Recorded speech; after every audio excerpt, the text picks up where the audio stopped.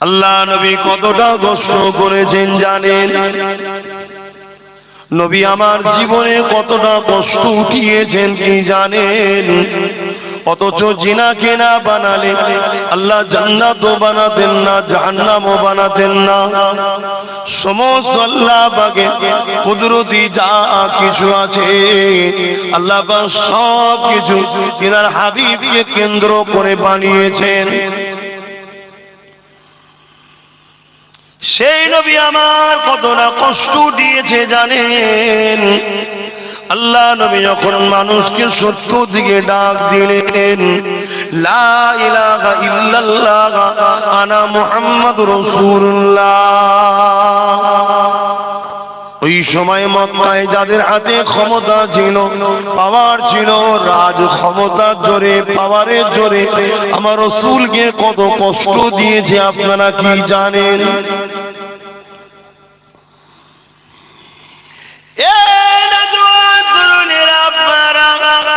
সামান্য কষ্টে আমরা দিশেহারা হয়ে যাই।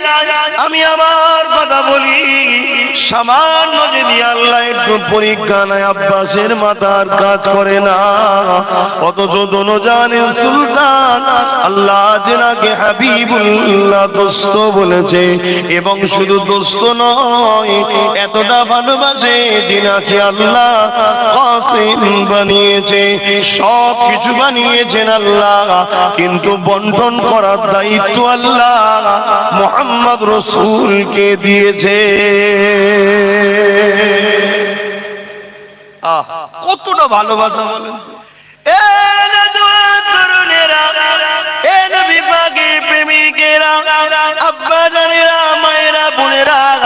আলোচনাকে খুব ঠান্ডা মাথায় বুঝে না, নজের অভাব নাই, জলসার অভাব নাই, পীরের অভাব নাই, উলামার অভাব নাই, আমির সাহেবের অভাব, শাইখের অভাব নাই, হযরতের অভাব নাই, কোরআন সুন্নাহ শোনাবার লোকের অভাব নাই। সবাই বলে কোরআন মানো, সবাই বলে হাদিস মানো, সবাই বলে দ্বীন ইসলাম মানো, কিন্তু দুঃখের বিষয় সব কিছু যাকে কেন্দ্র করে সেই রাসূলকে কতটা আমরা চিনলাম, সেই নবীকে কতটা ভালোবাসলাম, সেই নবীকে কতটা প্রিয়ার করলাম। কেননা আল্লাহ খোদ নিজে জানিয়ে দিয়েছে, এ দুনিয়া মানুষ শোনো, তোমরা যদি আমাকে ভালোবাসতে চাও, এটা যদি সত্য হয় তোমাদের, ফাত্তাবিউনি, আগে আমার হাবিবকে তোমরা ইত্তেবা করো, আমার হাবিবকে আপন করে নাও, আমার হাবিবকে মেনে নাও, আমার হাবিবকে অনুসরণ করে নাও। আমার হাবিবের কি ইত্তেবা করবে, আমার হাবিবের কি অনুসরণ করবে? আল্লাহ নবী নিজে জানিয়ে দিলেন, মান আহাব্বা সুন্নতি, যারা আমার সুন্নাতকে ভালোবাসলো, নবীর ইত্তেবা বলতে নবী যেটা করেছে, নবীর সুন্নাতটাকে বলা হয় আরবিতে। এই নবী আমার জানালে যে আমার সুন্নাতকে ভালোবাসলো, ফাকাদ আহাব্বানি, তারা আমি আল্লাহ, তারা আমি রাসূল আমাকে ভালোবাসলো। যারা আমাকে ভালোবাসলো, কানা মাই ফিল জান্নাত, তারা আমার জান্নাতের সাথী হবে।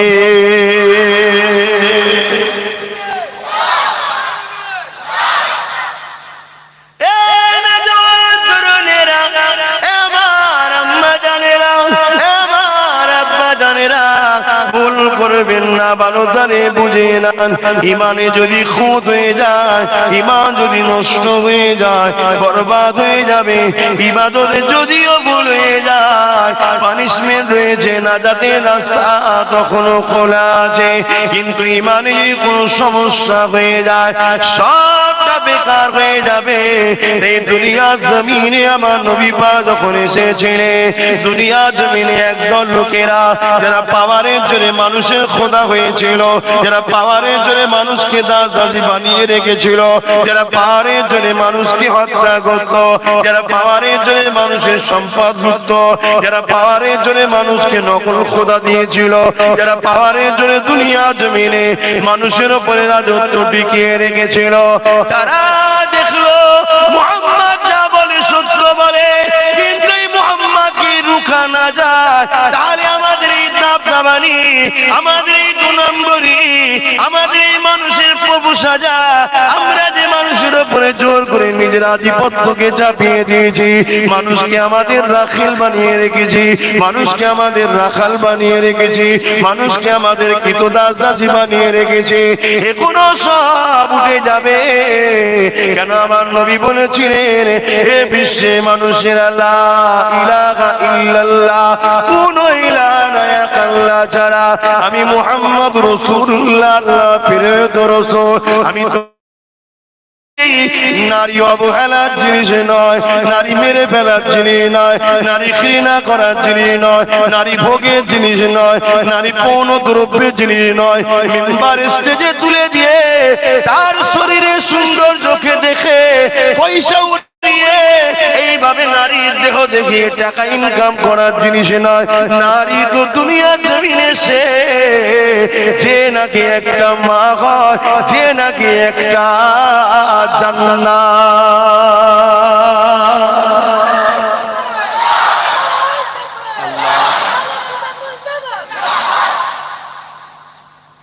আবু জেহেল উতবা দেখলো, ওরে সর্বনাশ, একে তো রুখতেই হবে, নাই সব রুখে দেবে, সব উল্টে যাবে, আমাদের বদমাইশি ভণ্ডমি সন্ত্রাসী সব মিটে যাবে।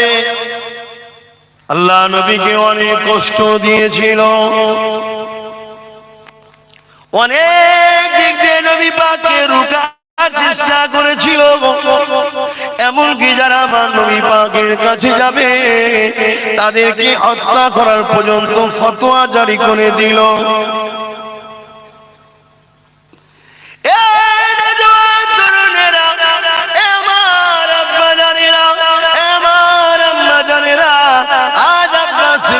সঙ্গে মিশলে অনেকে অনেক ফতোয়া দেয়, কিন্তু আমার নিরীহ ভাইরা তোমরা বড় ঘাবড়ে যাও। ঘাবড়াবার কিছু নাই গো, যুগে যুগে দুটো দিক ছিল, একটা সত্য আর একটা মিথ্যা। সত্যর দিকে গেলে মিথ্যাবাদীরা মাথা তুলে তোমাদেরকে ভয় দেখাবে।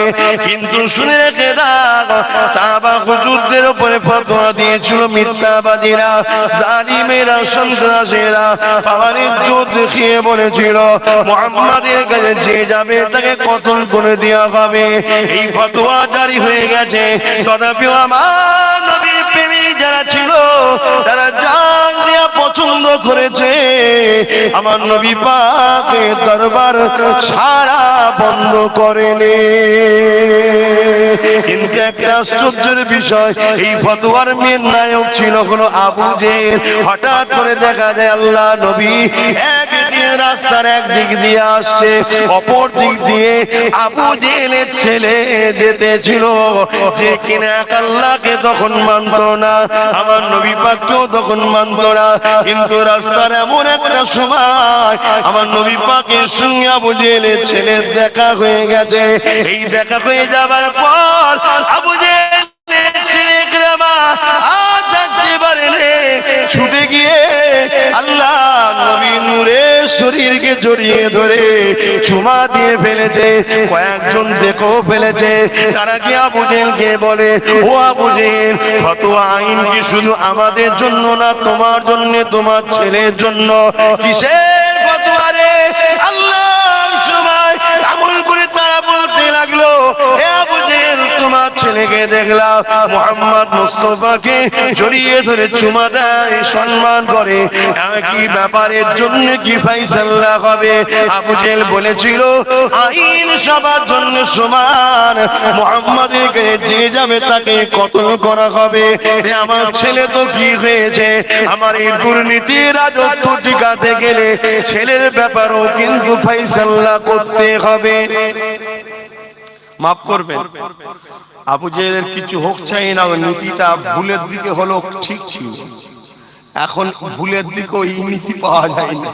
কি এই জায়গাটা যাই হোক নীতিতে মজবুত ছিল, ভুল কিন্তু তারপর ভুলেতে ঠিক ছিল, নীতিটা কঠোর আইন আইন। কিন্তু এখন নেতার ছেলে চুরি করলে সে আজাদ, আর গরিবের ছেলে যদি চুরি নাও করে সে জেলে। কি গো, হচ্ছে না হয়নি? আচ্ছা, এই কথাটা যে বললাম বীজখানে, ইসলাম বিরোধী কথা বললাম, দেশের বিরুদ্ধে। তাহলে আপনাদের শুনতে কার কষ্ট লাগলো? নিজে হাতে কি করে তাকে সুলিতে চাপাই বলো তো? এক কাজ করো, ওকে নিয়ে গিয়ে গভীর জঙ্গলে বেঁধে দাও।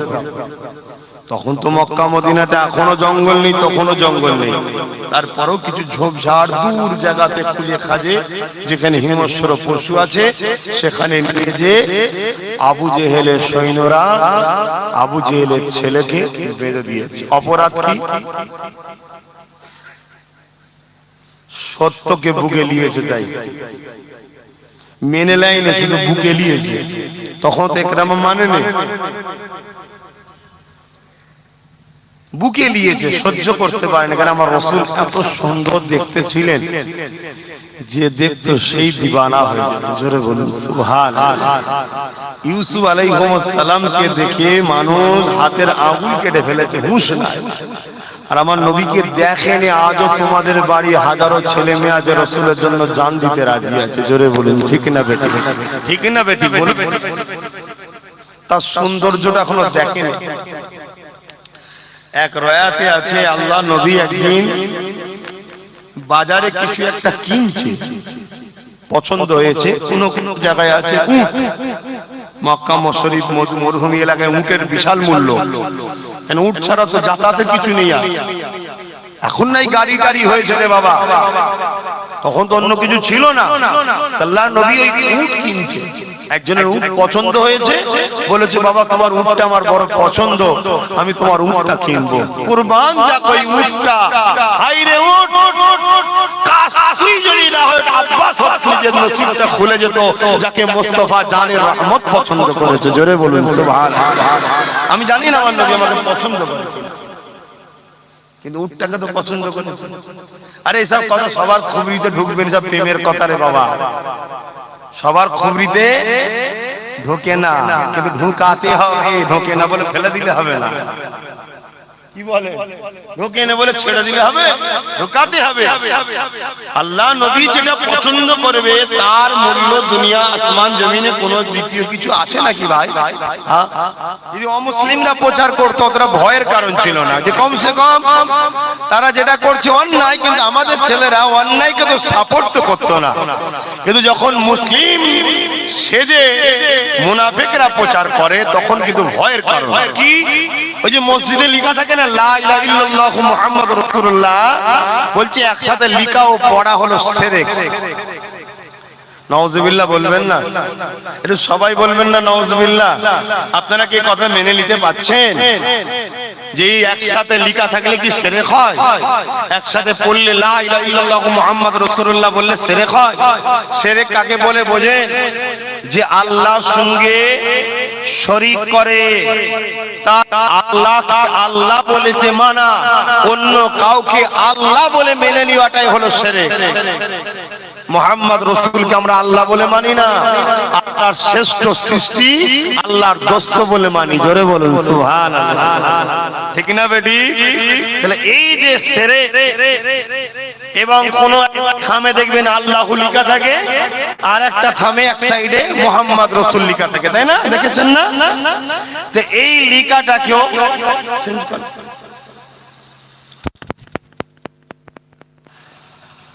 এই লেখাটাকেও বলছে শিরক। High high high. আচ্ছা, আমাদের আব্বাজান আদম আলাইহিস সালাম বলছেন, আমার আল্লাহ যখন আদম আলাইহিস সালামের শরীরে রূহকে দিয়েছিল, আদম আলাইহিস সালাম উঠে বসলেন, বসে মাথা হ্যাট করে আছেন। শোনেন ভালো করে, আমরা কোন বাপের ছেলে? আহা, মাথা হ্যাট করে বসে আছেন। কত বছর? 40 বছর। কত বছর? 40 বছর বসে। আল্লাহ বলছে, আদম প্রথম পাইকারে বাসারিয়া তৈরি করলাম, মাথাটা তোলো, কিছু কথা বলো, চুপ করে বসে আছো। আব্বাজান আদম বলছেন, আল্লাহ মুখ দিয়েছেন, কথা দিয়েছেন, বলার তো হুকুম দেননি। জোরে বলুন সুবহানাল্লাহ। এইটুকু কথা শুনে রব্বে জুল জালাল এত খুশি হয়ে গেলেন, হয়ে যে বলছে, আদম তোমার এই আদবটা আমাকে বড় খুশি করেছে। যাও তোমার নসলের যারা আসবে মানুষ, এই মাসুসটাই হলো আশরাফুল মখলুকাত। জোরে বলুন সুবহানাল্লাহ। এরা আদব বোঝে। কথা শুনছেন তো? আম্পাজান যখন মাথা তুলেছিলেন, তুলে দেখছে আল্লাহর আরশ আজিমে লেখা আছে লা ইলাহা ইল্লাল্লাহু মুহাম্মাদুর রাসূলুল্লাহ সাল্লাল্লাহু আলাইহি ওয়াসাল্লাম। আব্বাজান জিজ্ঞেস করছে, আল্লাহ আপনি তো কুল হুয়াল্লাহু আহাদ আল্লাহুস সামাদ লাম ইয়ালিদ ওয়া লাম ইউলাদ ওয়া লাম ইয়াকুল লাহু কুফুয়ান আহাদ। আপনি কারো মুখাপেক্ষী কি নাই, আপনার ছেলে নেই, স্ত্রী বউ বাচ্চা কেউ নেই, অর্থাৎ আপনি কারো থেকে জন্মও নাই, কাউকে জন্ম দেননি। জন্ম আলাদা জিনিস, সৃষ্টি আলাদা জিনিস। কথা বুঝলেন? তা এই মুহাম্মদ রাসূলটা কি? আল্লাহ বলছে, আদম রে ওটা আমার দোস্ত, তোমার নসলে দুনিয়ায় যাবে, তোমার সন্তান হয়েই দুনিয়ায় যাবে, আমার কুদরত জ্ঞানের বাইরে। তাই ছোট হুজুর বলতেন, কুদরতে আজিম তার কে বুঝিতে পারে, অজ্ঞান হইবে জ্ঞানী ধ্যান যদি করে, বেওয়াফা দুনিয়া সাথে কেন ভুলো মন, দিবানিশি করো তুমি খোদাকে স্মরণ, গোনায় ডুবিয়া গেলি ওরে বেশরম, কিয়ামতে দিন বলে না করিনি গম, পানি পানি করে তুমি করবে খাবা খাবি, পরেশানে তাড়াতাড়ি দেবে তালা চাবি। শুধু মরতে অপেক্ষা, বা তুমি পানি পানি করে পেরেশান হবে, তোমার ছেলে এই ঘরটা আমি লোবো, ওই ঘর আমি লোবো, এই জায়গা আমি লোবো, ওই জায়গা আমি লোবো। এসব হয় না, হয় না সমাজে? হ্যাঁ, শুরু হয়ে গেছে। বাপ ছোট হুজুর বলতেন, আল্লাহর কুদরত বোঝে কি, যে চিন্তা করবে অজ্ঞান হয়ে যাবে। বাপ আদম আলাইহিস সালাম কে আল্লাহ বলছেন দুনিয়ায় যাবে তোমার সন্তান হয়ে, কিন্তু নুরানি জগতে তুমি মুহাম্মদ রাসূলেরও উম্মত। জোরে বলুন সুবহানাল্লাহ। শোনো আদম, ওনাকে না বানালে তোমাকেও বানাতাম না। ওটা হলো আমার হাবিব। আদম আলাইহিস সালামের শরীরে আল্লাহ রূহ দিয়েছে। আরেকটু বলছি, রূহ দিয়েছে। ভেতরটা তো অন্ধকার, ভেতরটা তো অন্ধকার, রূহ বেরিয়ে পড়েছে। আল্লাহ ওই অন্ধকারের মধ্যে আমি থাকবো কি করে? আল্লাহ পাক সঙ্গে সঙ্গে ওই যে নবী মুহাম্মদ সাল্লাল্লাহু আলাইহি ওয়াসাল্লামের রূহ মুবারক, এই নূর মুবারক, ওই নূর মুবারককে আদম আলাইহিস সালামের পেশিনাতে রেখে দিলেন। যেই রেখে দিলেন, অমনি রূহটাকে আবার যেই দেওয়া হয়েছে আর বের হচ্ছে না। কেন? ওই নূরের এশকে পড়ে গেছে। জোরে বলুন সুবহানাল্লাহ। তারপরে আল্লাহ বলেন, এ ফেরেশতারা আদমকে তাজিমি সেজদা কর। কেন? আশরাফুল মখলুকাত হবে আদম, ফেরেশতা নয়, জিন নয়, মানুষ। এই আশরাফুল মখলুকাতের মাকাম বাড়াবার জন্য তাকে তাজিমি সেজদা কর। অন্যান্য নবীদেরও উম্মতদের তাজিমি সেজদা ছিল, কিন্তু আমার রাসূল তাজিমি সেজদাকে নিষেধ করে দিয়েছে। তাই আমাদের চলবে না, কোন রকম ভাবে রুকু পরিমাণ হ্যাট হওয়া চলবে না। শুনছেন তো? সমস্ত ফেরেশতারাও সেজদা করেছে, ইবলিস করেনি। ফেরেশতাদের ঘরে আল্লাহ জিজ্ঞেস করেছিল, তোরা সেজদা করলি? ফেরেশতারা বলেন, আল্লাহ আমরা আদমের দিকে যখন তাকালাম, ওই পাইকারে বাসারিয়াতের ভেতর দিয়ে আমরা একটা নূর দেখেছিলাম, যে নূরটা মুহাম্মদ রাসূল, তার এশকে আমরা উপর হয়ে গেছি। জোরে বলুন সুবহানাল্লাহ। এই ইবলিস তুই, ও কিন্তু অ্যাকচুয়ালি নবীর বিরোধী করেছে, ইবলিস বিরোধী নবীর করেছে, কিন্তু বাহানা বানিয়েছে মাটি রেখে। আজকাল একদল লোক মাটিকে মাটি মাটি করে না, বাহানা, কিন্তু অ্যাকচুয়ালি বিরোধী রাসূলের করা লক্ষ্য সেই ইবলিসের মতো। এজন্য আকীদা ঠিক করুন বাপ। যত বড়ই মুফাসসির হোক, নবী যদি না থাকে তার থেকে কিচ্ছু শিখে লাভ নেই। যত বড় মুহাদ্দিস হোক। এই কিছুদিন আগে আমার জুনায়েদ ভাইয়ের সঙ্গে এই জুম্মায় তাড়াতাড়ি বেরিয়ে পড়েছি বলে দেখা হয়নি, না হয় আমরা ওই ছোট হুজুর পীর কেবলা তালতলাটা মসজিদে, এখানে খুব ভিড় হয় বলে ওখানে নামাজ পড়ি, আর পরে তাড়াতাড়ি এসে আখেরি জোহর পরে রেডি হতে হয় মেহমানদারি করার জন্য। নামাজ পড়ে বেরোচ্ছেন, ভাই একটা কথা বললো, আমার খুব ভালো লেগেছে। জানি না আপনাদের সামনে বলে দিলে ভাই শুনলে খারাপ লেগে কি, কিন্তু কথাটা খারাপ লিবার না, অতি সত্য কথা। যে ভাই, এক একজন বহুত বড় বড় শিক্ষিত লোক আছে, কিন্তু তাদের আকীদা বরবাদ হয়ে যাচ্ছে। তো ভাই, আল্লাহ পাক মূর্খ বানাতে পারে, বেঈমান বানায়নি। আলহামদুলিল্লাহ, আমার বলার উদ্দেশ্য আমার ভাইয়ের এটা যে অনেক বড় জ্ঞানী হয়ে এলেমের গরমে কিছু লোক নবীর বিরুদ্ধে বলে ফেলছে, নবীকে নিয়ে কথা বলতে বলতে এমন ঠাট্টা কি করে ফেলছে এলেমের গরমে, বিরাট বড় মাওলানা, ওর খেয়ালই নেই যে ওর ঈমান চলে গেল। আর ঈমান যদি চলে যায়, অত বড় এলেম নিয়ে তুই কি করবি বল না? মূর্খ জাহান্নামে যাবে এমন কথা তো নয়, আর আলেম মানে যে জান্নাত যাবে এমন কথা নয়। আলেম যদি মুস্তাফার প্রেমিক হয় তবে জান্নাতে যাবে, মূর্খ যদি নবীর প্রেমিক হয় সেও জান্নাত যাবে। জোরে বলুন সুবহানাল্লাহ। প্রেমিক হতে হবে, প্রেমিক কার? কার প্রেমিক? আল্লাহর দোস্ত। কার প্রেমিক? আল্লাহ যাকে ভালোবাসে। ধরুন আপনি কোন একটা জিনিসকে ভালোবাসেন, আমি যদি সেই জিনিসটাকে ভালোবাসি, আপনি কি আমার উপরে খুশি নয়? কথা বলছেন না কেন? এই যেমন 21 আফগান নলেজ সিটি আমি ভালোবাসি, করছি, আমার মন প্রাণ, আমার জিন্দেগি সবটুকু দিয়ে হলো আমি নলেজ সিটি করতে চাই। আমি নেশা একটা, আমার জীবনে অনেক কিছু চাওয়া ছিল, রাজনীতি করার ব্যাপার ছিল। আমি জলসা মাহফিল মসজিদ মাদ্রাসা কোনোকে দেখছি বলে ডাইরেক্ট আমি নেতা মন্ত্রী হতে পারি না। আমি কোন জায়গায় দাঁড়িয়ে যেতাম, কোন এমপি ভোটে দাঁড়িয়ে যেতাম, প্রত্যেকের বাড়ি বাড়ি যেতাম, ভোট দিবিনি মানে? কথা বলছেন না? দাঁড়িয়ে গিয়ে যেমন করে জিতে ফেলতাম, ইনশাল্লাহ জিতে যেতাম। হেরে যেতাম মনে হচ্ছে নাকি?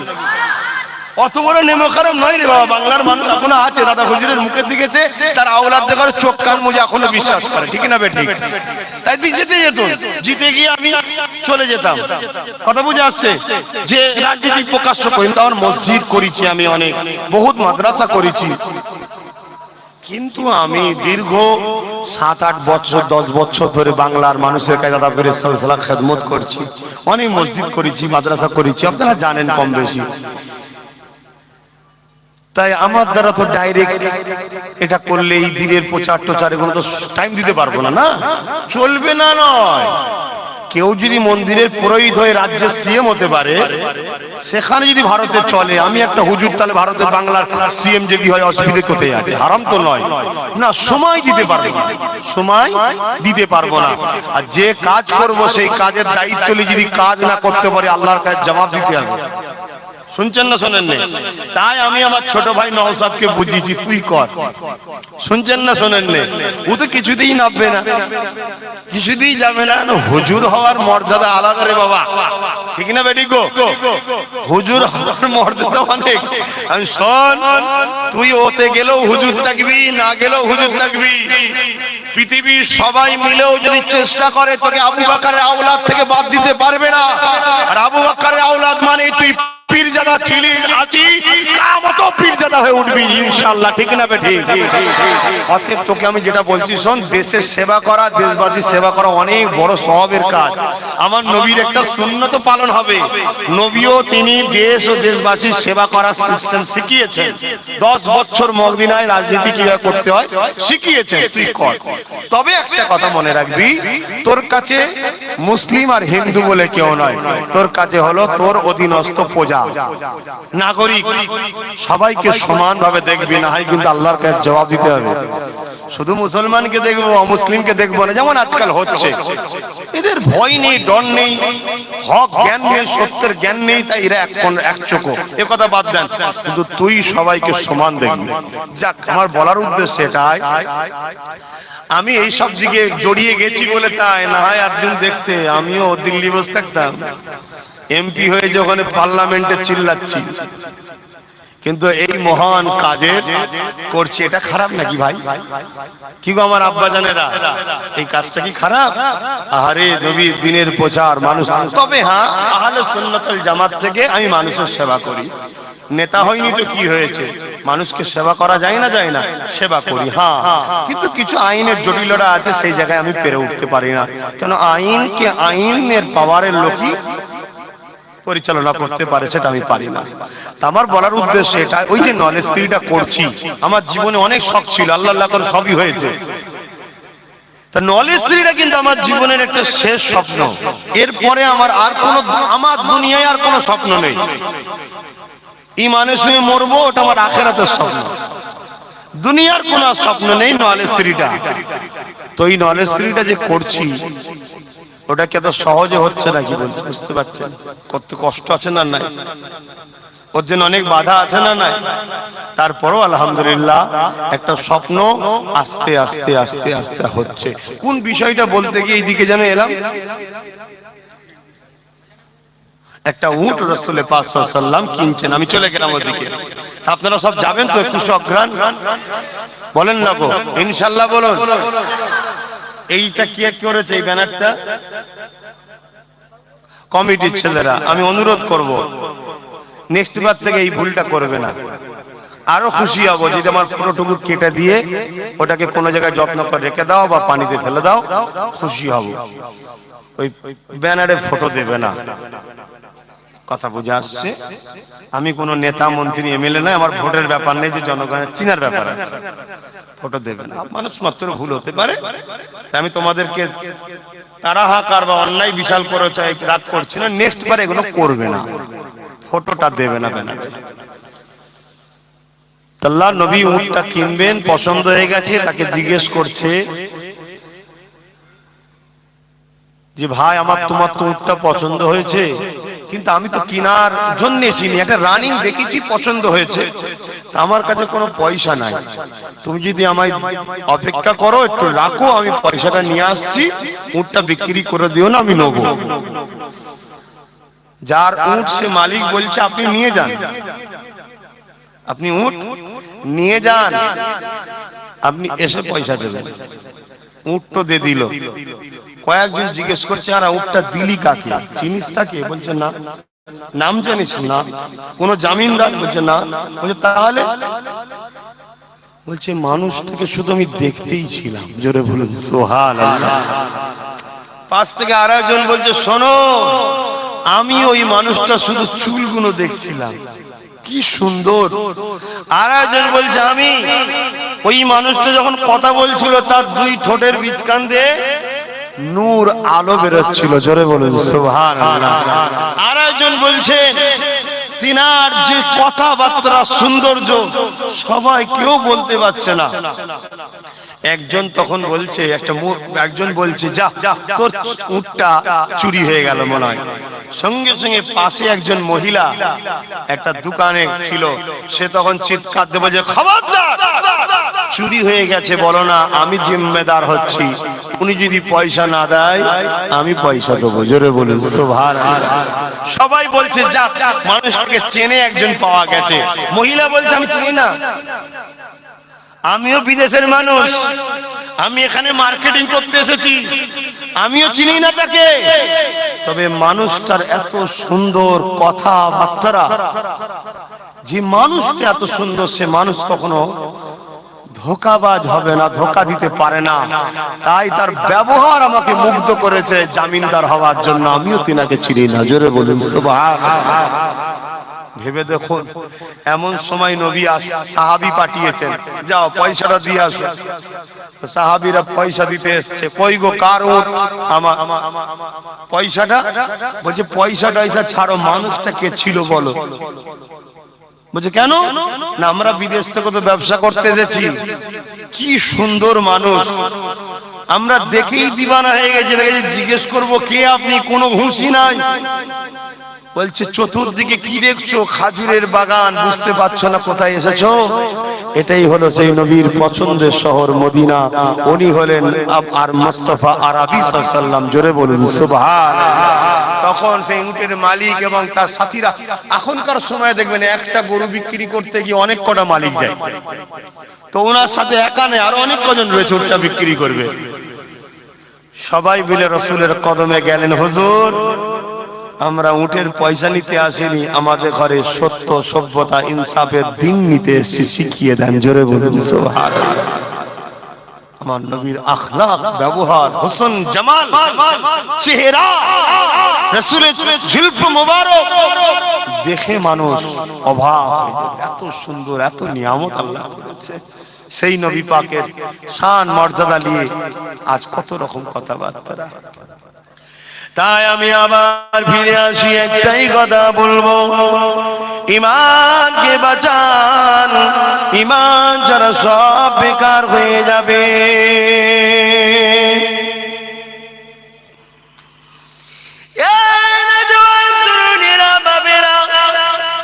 এক আসা যাবে, সময় হয়তো লাগবে, কষ্ট হয়তো হবে, যদি আপনার পাত্রটা ছিদ্র না থাকে, কিন্তু এক মগ পানিও নিয়ে আসতে পারবেন না যদি পাত্রটা ছিদ্র হয়ে যায়। নামাজ রোজাদার খায়রাত ওয়াজ এগুলো তো করতেই হবে, এগুলো আমাদের আমল। কেন নামাজ পড়বো না? নামাজি আল্লাহ পাক কত বড় নিয়ামত করে দিয়েছে। হযরত মুসা আলাইহিস সালাম যখন তুর পাহাড়ে আল্লাহ পাকের সঙ্গে কথা বলতে গিয়েছিলেন, ওই তুর পাহাড়ে যাবার পরে হযরত মুসা সাল্লাম তুর পাহাড়ের নিচে রয়েছে, আল্লাহ পাককে জিজ্ঞাসা কথা বলবে গেছে, আল্লাহ পাককে জিজ্ঞাসা করতে লেগেছে, ও রব্বি আল্লাহ পাক, আমি আপনার সঙ্গে কথা বলছি, আর কি কেউ আপনার সঙ্গে কথা বলবে? হযরত মুসা আলাইহিস সালামকে আল্লাহ পাক ওই সময় কি জানিয়েছিল? হে নবীর উম্মতরা মন দিয়ে শোনো, কেন তোমরা নামাজ ছেড়ে দাও? নামাজ যে কত নিয়ামতপূর্ণ জিনিস, কেন তোমরা বুঝতে চাও না? আলহামদুলিল্লাহ, ঈমান তো তোমাদের রয়েছে, তোমরা তো নবীকে আদব করো, তোমরা তো নবীকে প্রেম করো, তোমরা তো নবীর সাথে গুস্তানিমূলক কথা বলো না। এ যুবকেরা, তরুণেরা, বাপেরা, তোমরা একে অপরের যেভাবে কথা বলো, ওইভাবে কথা আল্লাহর নবীর সঙ্গে বলা যাবে না। আল্লাহ নিজে জানিয়ে দিয়েছে, তোমরা একে অপরকে যেভাবে ডাকো, ওইভাবে আমার হাবিবকে তোমরা ডাকতে পারবে না। এখন যে কথা বলছিলাম, হযরত মুসা আলাইহিস সালাম আল্লাহ পাককে যে জিজ্ঞাসা করেছিলেন, ও রব্বি আল্লাহ পাক, আপনার সঙ্গে কেউ কি আর কথা বলবে? আমার আল্লাহ বলেছিলেন, মুসা রে, আমার একটা স্পেশাল রাখা আছে, তারা আমার সঙ্গে কথা বলবে। শুধু কথা নয়, ও মুসা, তুমি কথা বলছো কোথায়? এমন পারে এসে তারা কথা বলার জন্য কোনো জায়গা নির্দিষ্ট নয়, পবিত্র খনি হবে, তারা কথা বলার সুযোগ পাবে। ও হযরত মুসা, তুমি আমার সঙ্গে কথা বলছো, তোমার আমার বিচকারে দূরত্ব কত আছে তুমি জানো? হযরত মুসা সাল্লাল্লাহু বলেছেন, আল্লাহ পাক কতটা হবে? আমি তোর পাহাড়ের নিচে আছি, আপনি তোর পাহাড়ের উপরে রয়েছে, এতটা দূরত্ব হবে। আল্লাহ বলেছিল, না মুসা, তোমার আমার বিচকারে ৭০,০০০ নূরের পর্দা রয়েছে, এক একটা পর্দা কয়েক হাজার বছরের রাস্তা রয়েছে। এ মুসা রে, আমার ওই যে স্পেশাল যাদেরকে রাখা আছে, ওরা যখন আমার সঙ্গে কথা বলবে, কোনো দূরত্ব থাকবে না, একেবারে ওদের সামনে কুদরতি ভাবে দাঁড়িয়ে যাব। আল্লাহ পাক আরো বলে, মুসা আলাইহিস সালাম শোনো, তুমি আমার সঙ্গে কথা বলতে সময় লাগে, ডেট ফিক্সড আছে, টাইমও ফিক্সড আছে, কিন্তু আমার স্পেশাল যারা রয়েছে তাদের সঙ্গে কথা বলার জন্য ডেটও ফিক্সড নাই, টাইমও ফিক্সড নাই, যতক্ষণ খুশি কথা বলতে পারবে।